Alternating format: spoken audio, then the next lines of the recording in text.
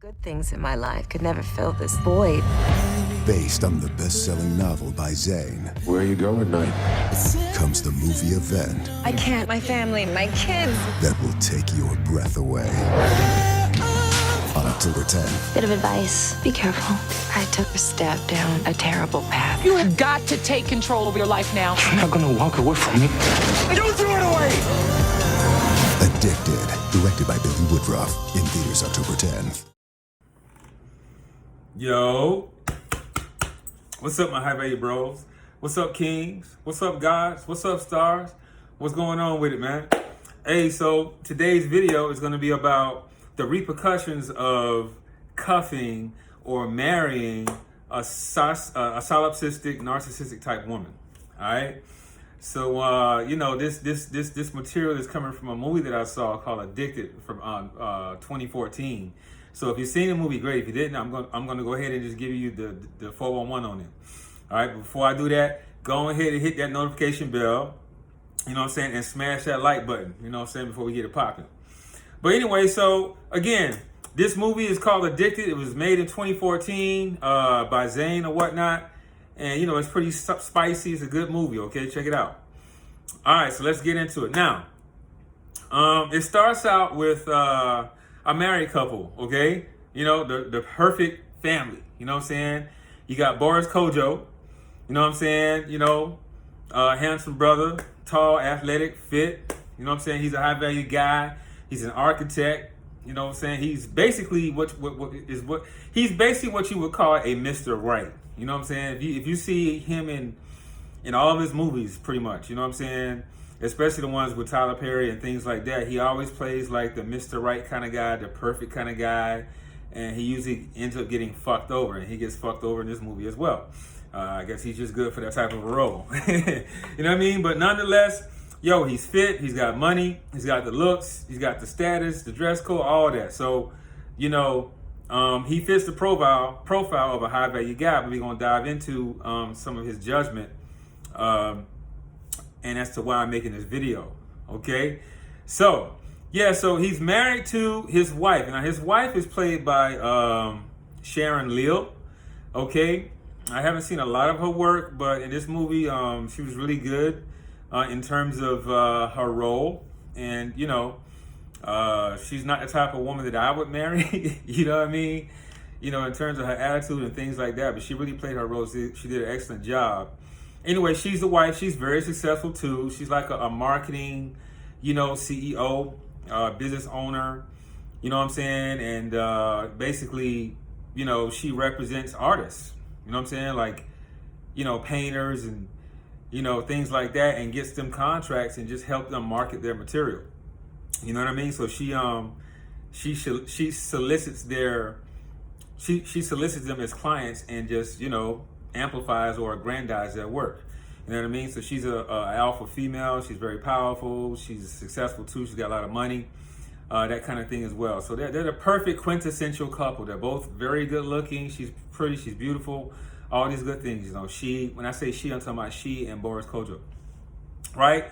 They have 2 children, a son and a daughter. One is a teenage son. He looks about 13 or whatnot, and the daughter's a little younger, probably 8 or 9 years old. And also, they have a mother-in-law that lives in. And I think the mother, I don't know who the actress is that plays her, but the mother is the mother of Sharon Leal, her character. Okay, so those are the ones who lives in the household. So the movie starts out, you know, establishing, you know. Family life is beautiful. I mean, wonderful. They get along great, no problems. It's a quintessential family. It's what married couples, you know, aspire to be. Big house, suburbs, successful, money, beautiful, young, healthy family, all that good stuff, right? Now, Boros' character, like I say, the husband, he's very Mr. Right, you know? And, you know, he kisses his wife goodnight. He has sex with her 3 times a day. So they got a healthy sex life. You know what I'm saying? He makes good money. He kisses her. And he says this thing every time they depart. It goes something like, you know, our love is always has been, always is, and always will be, you know, when they depart, and then she'll repeat it as she leaves. You see what I'm saying? So when I heard that, I was thinking, okay, well, how come he's always saying that shit first? You know what I mean? He always starts it off. Like, before she walks out, he's like, hey, babe, I love always is, and always was, always is, and always will be. But she never said it first, or whatever. So anyway, getting into the movie. So he'll go off to work, and then she'll go off to work. She goes to work, right? So we transition to her workplace. She walks in, it's all about her, you know what I'm saying? And, you know, her staff that works with her, they pretty much worship the ground that she walks on, especially her assistant, who's her best friend also in the movie. So it's a typical day at work, and she brings across these contracts or these potential clients that she can solicit for, you know, marketing and, you know, making the business a lot more successful than it already is. You see what I'm saying? So she hooks her up with this artist that she's seen. Look, this is this guy's work. He's going to be here. You should go to his art display at the art gallery or whatnot and go check it out. So Sharon, you know, her character, she goes to the art display of this famous artist, right? And the artist is played by William Levy. Okay, William Levy, you know, Hispanic guy, you know, high value. You know what I'm saying? He's on top of his game. He's successful. You know, great shape. You know what I'm saying? Handsome guy, successful, he has money, you know, got his shit together. All right, these are high value people in this movie, okay? Very successful, great artist. So she's at the gallery, she's admiring the work, right? And he's very smooth too, guys. Okay, he's smooth. He's got game. He's very comfortable around attractive women because this is all he attracts. You see what I'm saying? Because he's at the top of his game. He's a high status man, high value man, so he's getting high value women, right? And he's accustomed to that. So these are the things that I talk about. You know what I'm saying, in my book and in my videos. So anyway, she's admiring his work, things like that. And he walks up, you know, behind her and then, you know, to the side, and he's admiring the painting that she's looking at and asks her what her opinion is. And she's very snobbish, she's very bitchy, she's very condescending, she's very, you know what I'm saying? She's a fucking narcissist. She's just very solipsistic. She's all into herself. It's all about me. It's all about what I think. And if you're not the same way, then fuck you, right? That's just basically her attitude, right? So she's looking like, do you even know anything about art, right? Like, she didn't even answer the question. She was like, do you even know anything about art, right? And then he kind of smirks and laughs or whatever. He hasn't even disclosed that he's the actual artist who painted the fucking painting, right? Until a passersby comes by. This guy was like, hey, he called the artist William by his name, and she was like, and then she's like, oh my God, I just met the artist, right?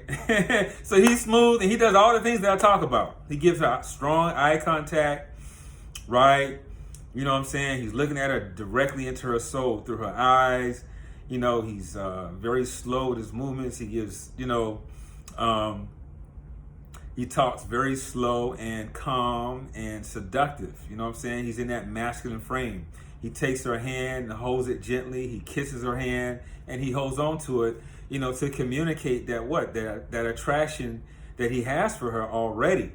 Now, she's already attracted to him because what? She's attracted in his work. She's attracted by his mind and his skill set and his amazing ability to paint these wonderful, you know, paintings. You see what I'm saying? So when you're great at things, guys, this is what I tell you guys to self-aggrandize and become your best version at whatever it is that you do, because women are enamored by greatness. Women are enamored by your ability to produce, to create, to dominate, and create your own exciting life. So she's already transfixed by this. She's already like, you know, already on his frequency, right?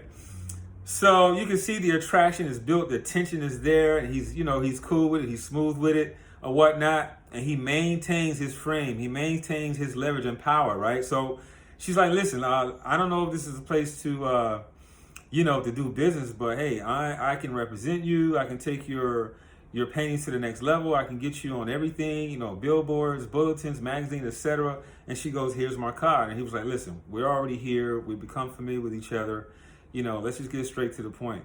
And then he takes out his business card and gives it to her. So he didn't accept her card, he gave it back to her and gave her his. You see what I'm saying?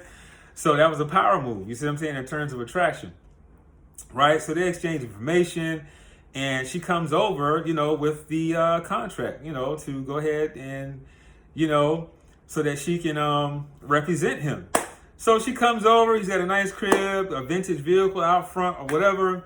She comes in, and he meets her. Now, when he meets her, right, he comes downstairs. He already had his shirt off, right? So he's coming downstairs, putting his shirt on when he could have put the motherfucker on before she came, right? But he's putting on his shirt as he opens the door. He just leaves it open. So he's already showing his masculinity and his physique and his body.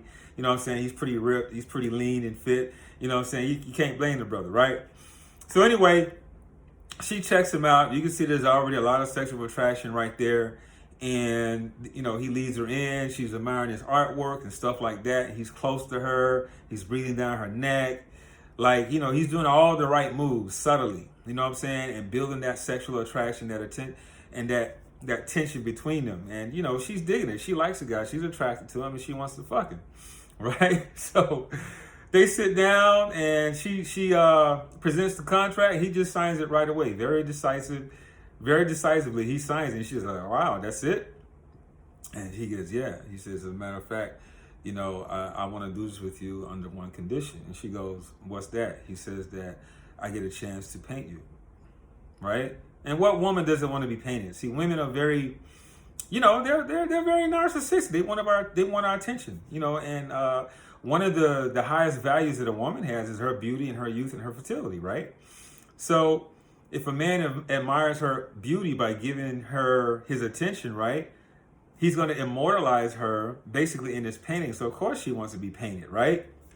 So she agrees to it. You see what I'm saying? Now, before she leaves, he tries to leave, that is, he just closes his distance on her. He starts stroking her hair. He's looking at her lips and, complimenting her on her lips by the way she talks, and they kiss and things like that, and the heavy petting, and they lead into sex. So he starts having sex with her, right? So boom, he has sex with her, and now they become lovers. You see what I'm saying? Now her husband, Boris, right? Quintessential family guy, perfect kind of guy, handsome, muscle tone, has sex with his wife 3 times a day. He's at work, working hard on projects. He calls her, he called her from home, from the office. Hey babe, I'm running late tonight, because she already set out like a dinner table, a romantic candlelight dinner. Excuse me. But he wasn't available because he was at work. He was like, hey babe, I apologize, I'm gonna make it up to you, and things like that. And she's a sex addict. She wants to get hammered, because in a previous sex scene early in the movie, that's why I say they have sex 3 times a day, he was putting it down. You know what I'm saying? They had already done 2 consecutive rounds, but he was already, tired. He was knocked out. He was ready to go to bed. You know what I'm saying? And who can really blame him? But anyway, he already gave her 2 rounds. She's talking about round 3. She's talking about round 3. He pretty much sleeping. She looking at him like she's so fucking disappointed when they basically have sex every, 3 times a day. So basically, she's a sex addict. Like she could have sex any time of the day, all day, 5, 10 times a day. And there's some guys out there like that, but very few guys are like that. More women are like that. A woman can have multiple orgasms back to back. Women are more sexual than men. That's just what it is, guys. So anyway, she has a very high sex drive. She's a sex addict. So she's disappointed in the fact that he couldn't give her 3 rounds, right? And now she's mad again because she had this romantic dinner set, and he's calling her from the office saying he's going to work late. So she's mad. She puts on, she goes downstairs, she puts on some porn and get her vibrator out. And she starts to please herself, okay? So she's really, really a sex addict, all right? So that's been established. Now that she's not happy sexually, you know what I'm saying? Guess what she starts to do? She starts to hang out as well, right? She starts to neglect her kids. She got a son who plays soccer. She misses games, and she missed one of his most important games because now she's hanging out. She's telling her mom that lives with them that, hey, I'm going to go to the grocery store. This is when it first started, right? That she's going to go to the grocery store to get some stuff. And she ends up going to this bar, this happy hour, upscale kind of bar. And this is when you get to see your boy, Tyson Beckford. You remember him from Top Model and all that, right? And so, they show a shot of him. He's in the back of the club with this girl, and he's making out with her and stuff. And he and her, when I say her, he and Sharon, they make eye contact, That's why I keep telling you guys, strong eye contact. When a woman looks at you, she'll let you know if she's attracted to you guys. If a woman likes you, she's gonna make it easy to get physical with you and to help build that sexual attention. She's gonna meet you out. She's not gonna play no fucking games. A lot of times you can have sex on the first date. Yeah, more than 50% of the time you can have sex on the first date, and even more so in the second and third when a woman has high attraction. This is why you only want to deal with women who have high attraction for you, like she has for these guys. You know what I'm saying? For the artist, and now this nigga, Tyson Bedford, right? So she sees him, they lock eyes or whatever, and look, she gets straight up. You know what I'm saying? Walks towards him and gives this dude like her panties, right? And she goes straight to the bathroom. He follows her and they smash like right there in the club or the bathroom. Her mom calls and she just plays it off. Oh yeah, you know, I'm at the grocery store, but I'm sorry. Yeah, it's some guys playing some loud music, but yeah, I'll pick it up for you. Meanwhile, she already smashing this other dude at the club. So now she got another lover as well, right? So she just full throttle with this sexual addiction. So now she got a husband, now she got the artist, and she got this random dude that she just met at the club. You know what I'm saying? And after they had sex, you know, she and Tyson, that's when he told her name. So he didn't even know her fucking name. He just smashed her. And she's, oh, by the way, my name is Gordon. Right? So boom. So this goes on for a couple of months between the two guys, right? And she comes back over to the artist's house, right? And there's this girl, this random girl there. She's like, oh yeah, he said just leave the package under the door. And she's like, well, how do you know my name? And this, that, and the other, and just kind of dismisses her. She's very dismissive. She's very condescending. She's very bitchy. She's very narcissistic and solipsistic. She only gives a fuck about herself. And if you try to talk to her, if you're not, you know what I'm saying, an employee or whatever, if you're not someone that's on her frequency or you're not on her level in terms of socioeconomic status and all that, you just a piece of shit. That's how bitchy and narcissistic this chick is, Sharon Lill and her character, right? So anyway, she walks away and dismisses the girl. But I already knew in my mind that the artist was smashing that girl too. I guess she was like a housekeeper just hanging around, right? So they meet up, right? The artist dude, William, they meet up, right? She and Sharon, right? So he takes her to this other location, so, you know, away from the house. And away from the house, see, let me tell you what this guy William provides for her. William provides spontaneity. William provides adventure. William provides, you know what I'm saying, that uncertainty that women are attracted to. He provides that mystery. You see what I'm saying? When you have a monotone kind of life, you know what I'm saying? Even though, you know, her husband, you know, good looking guy, handsome guy, works out, great money, high value guy, 3 times a day, but it's so predictable, it's so mundane. She's not stimulated by the guy. She's been married to him for years, but she's just fucking bored. But this guy, William, he gives her all this spontaneity and excitement. And this is what women want. Women need peaks and valleys. Women need their emotions spiked. They need adventure. They need a sense of what the fuck is going to happen next. So guys, you can't be fucking boring in any aspect. When it comes to sex, when it comes to your conversation, when it comes to her emotions, you have to have her on an emotional roller coaster.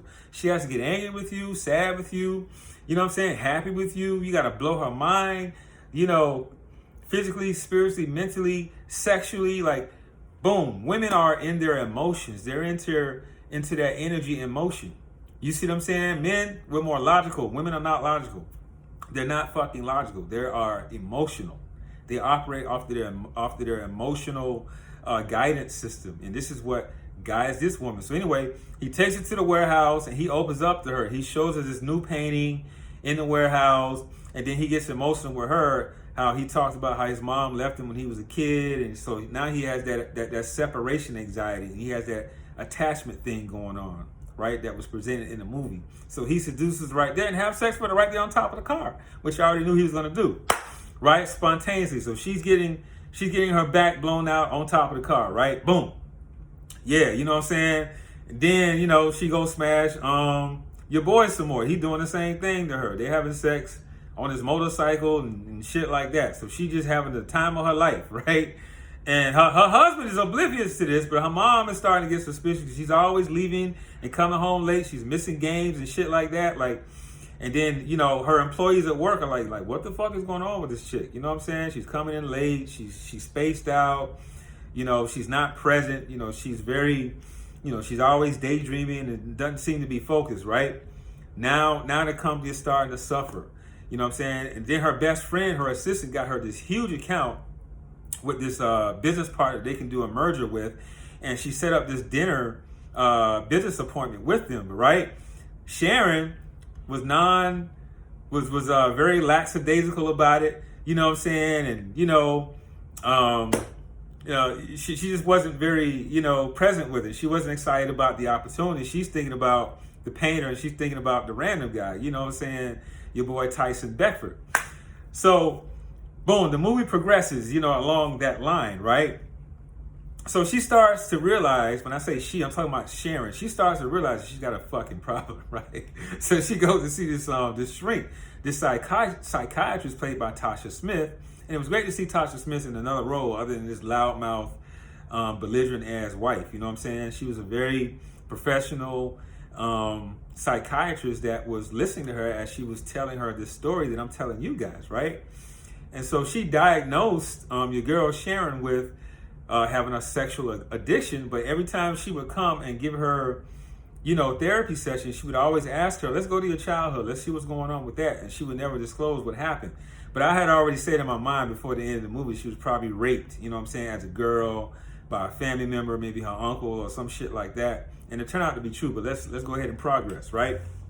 So at this point in the movie, about halfway, she realizes that she has an addiction, a sexual addiction, that she needs some fucking help. Because now she's starting to fall apart. Her family's starting to fall apart. She's missing out on her kids' soccer games, and everybody's getting suspicious at home. Work is failing, the office is failing, shit like that. Like her life is spiraling fucking out of control. To the extent that she missed the dinner appointment. Like she just got done smashing the artist dude again, right? And now, obviously, she got that whip appeal in terms of the copulence that women have in their bodily secretions that I talked about in a previous video. You can get pussy whipped, guys, and obviously, your boy got pussy whipped. The artist guy, William Levy, he was like, listen, leave your husband. You know what I'm saying? You're always here with me. You're bored with him. Just leave your husband. Come over here with me. I'm in love with you. So he disclosed that, right? So now she got two niggas that's in love with her, and she's not in love with any of them. She just in it for the sex, right?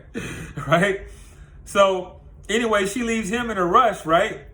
To get to the business date, and she was late. She had the guy waiting for over an hour. She just caught him as he was leaving, and she practically begged the guy, listen, I'm so sorry. She blamed it on my kid. Hey, my daughter was sick and this, that, and the other. I so much apologize. It won't happen again. And the guy was like, listen, I hope your daughter feels better. I'm on a red-eye flight to London. Email me. We'll get back together, whatever. So she blew that fucking account, right? Now she knows that her life is really spiraling apart. Now, as the movie progresses, right, this is when the climax starts to really happen. Like, somehow her husband, I'm talking about Boris, he had already challenged her, right? One day in the morning, he noticed, listen, man, you're coming home late, you're staying out late, you're missing the kids' game and shit like that. You got a new cell phone that I know nothing about. And she's like, why are you in my purse? He's like, well, why are you even concerned that I'm in your purse? We got no secrets around here, that kind of thing, right? And, she gave him a flimsy excuse, and she was like, yeah, we need to talk, right? And she's like, yeah, we need to talk, you know what I'm saying? And he's like, why do we need to talk? He said, well, she says, we have a problem with, sexual intimacy. He said, we got a problem. Ain't no damn problem. We have sex like 3 times a day, right? And why do I want to talk about, you know what I'm saying? Because from his perspective, like, what the fuck are you talking about? So she tried to put it on him to make it seem like he was the one with the issue and she's the one with the issue, you know what I'm saying? So she never owned up to her bullshit. And again, this is because of women, that type of woman having a narcissistic, solipsistic type attitude, because they can't be checked. They don't have any sense of responsibility nor accountability to herself, right? So she still denied that, right? And she tried to get him to go to counseling with him, and he didn't go. So this continues, right?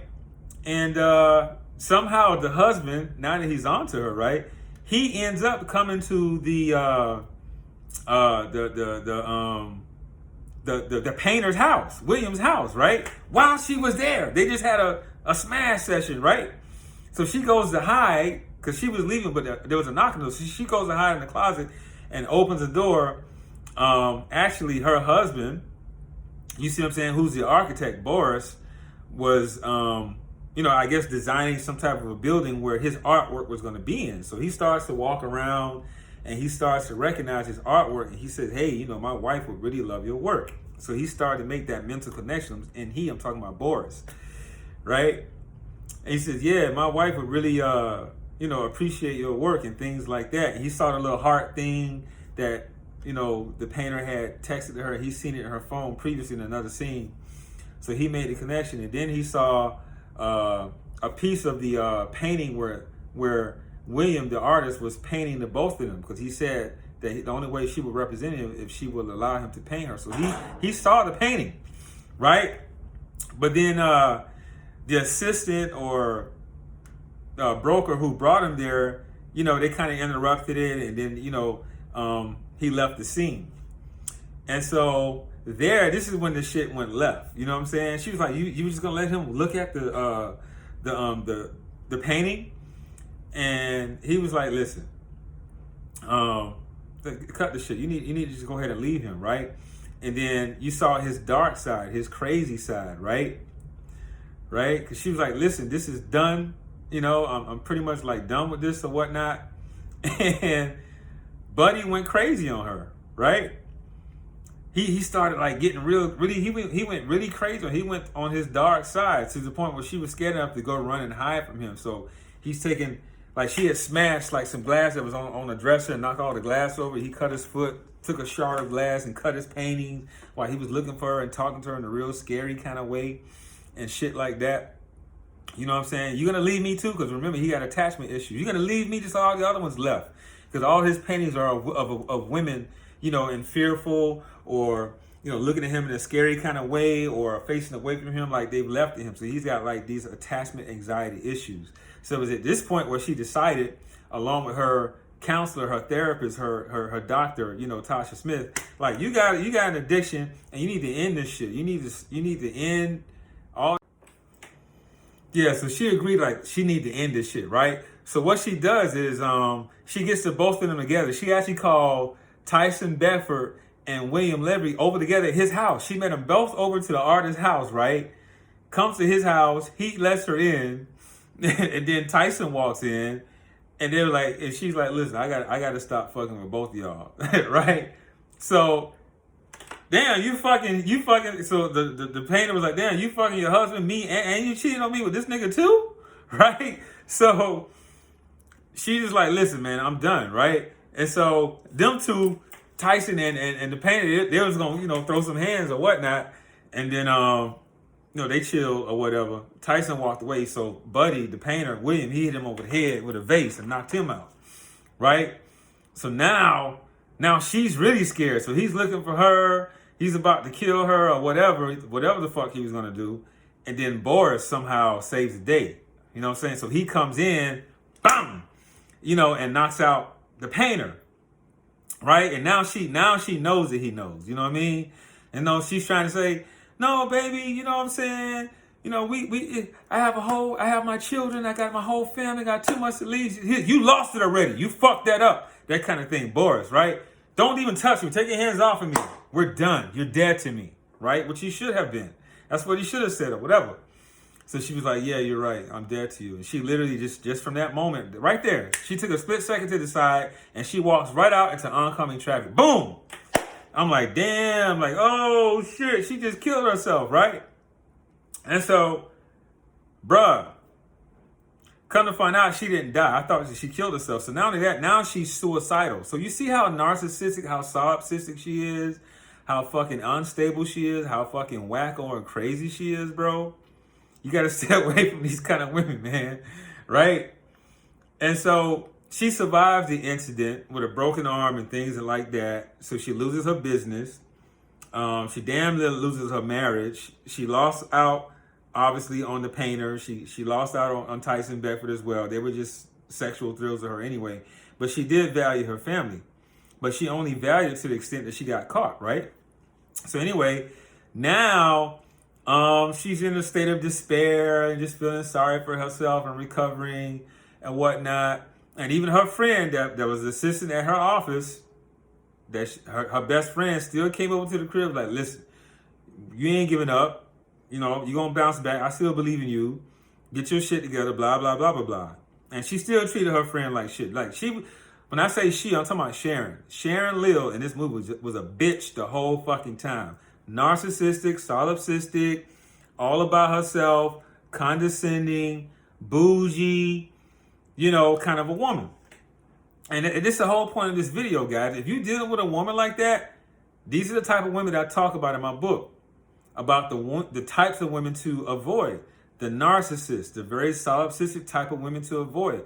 Because what's going to happen is you're going to have a lifetime full of heartache. Look at the heartache that Boris Kodjoe put himself in with this woman. You see what I'm saying?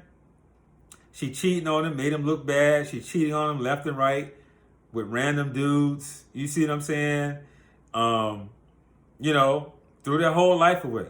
Just like that. She just threw her whole life away. Just like that on a whim. Just for some ass. Just for some dick. You know what I mean? So, guys, don't think for a woman, women are not more sexual than you are. They are more sexual. They're better at cheating than you are.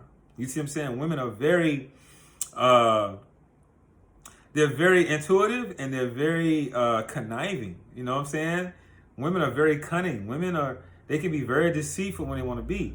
So you got to watch out for this type of woman now. Am I using her example for all women? Of course not. I'm talking about that kind of a woman. Now, when you with a goddess who's righteous and spiritual and chooses to do the right thing and does the right thing and things like that, you don't have to worry about these type of things if you don't do what Boris did, because he's not totally innocent. I'm gonna tell you why. He put his woman on a pedestal. He made the woman the focus of his life, his wife. He made the woman, his wife, the focus of his life, right? He made his family the focus of his life.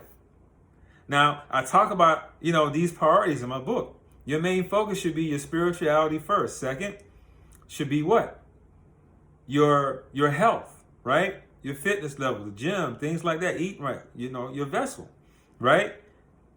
And then third, your career. Fourth, your woman. She should be last. She should be last on the priority in terms of those four different priorities. You see what I'm saying? She's a complement to your life. She's a co-star of your movie, right?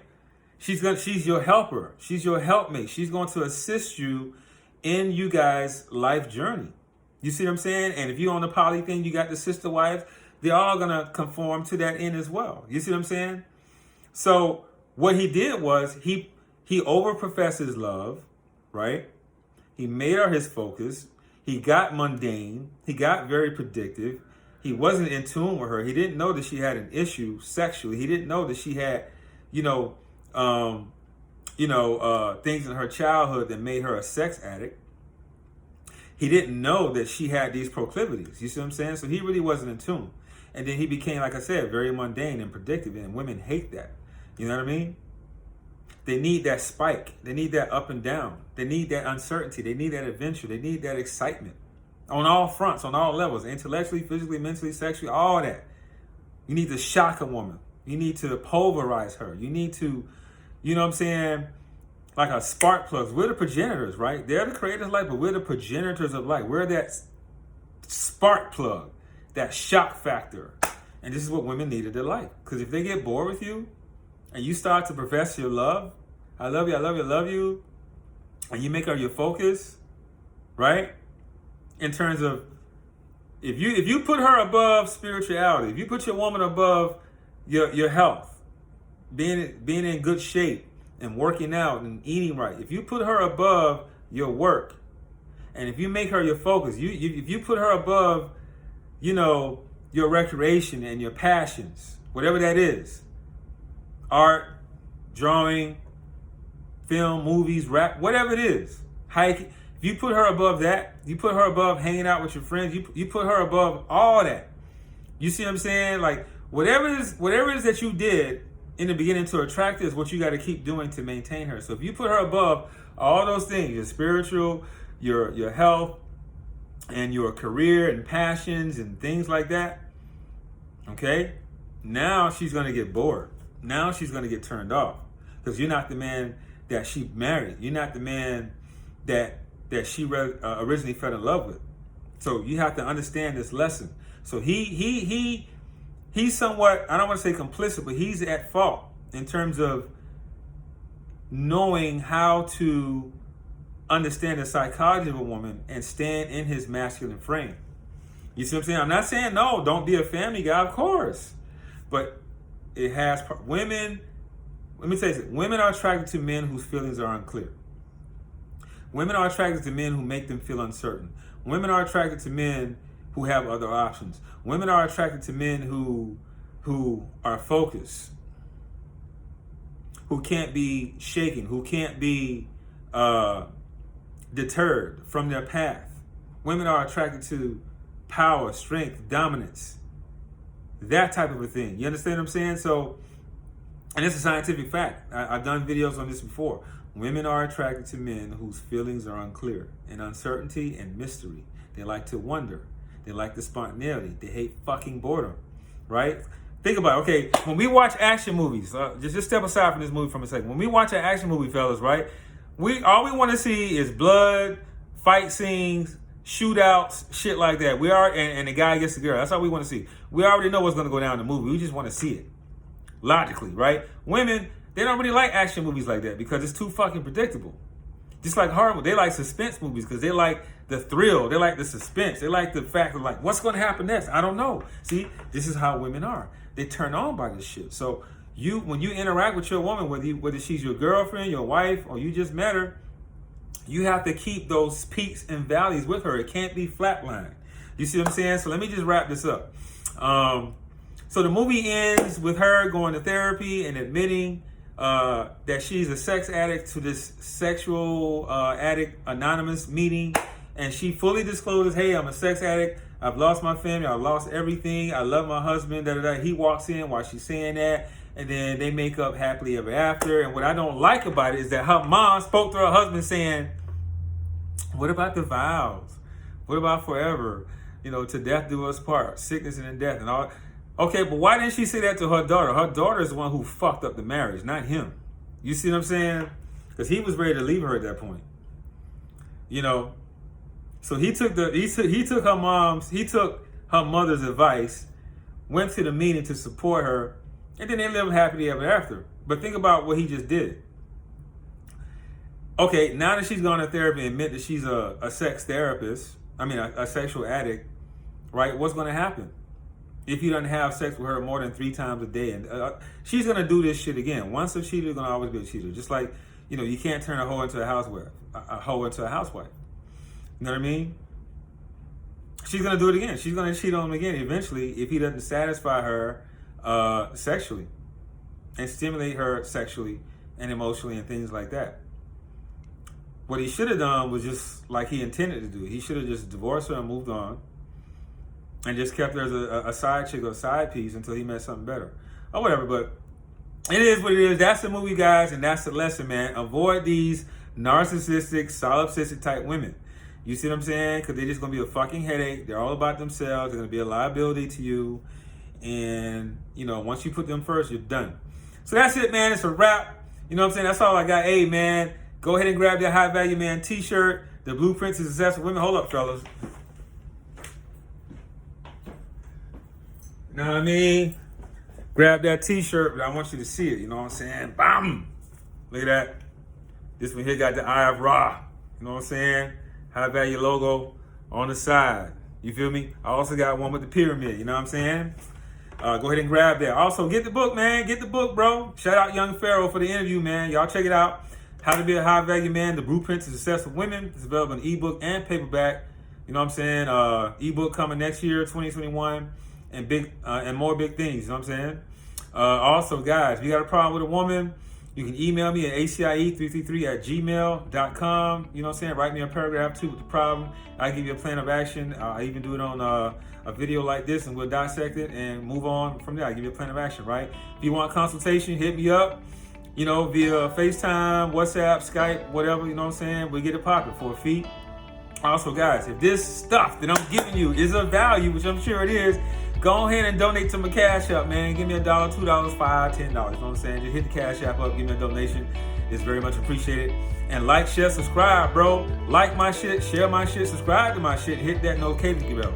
Smash that notification bell, bro. All right? Much love, guys. Leave a comment. I'm out, man. Love, peace. Love, peace. I'm out. Yeah.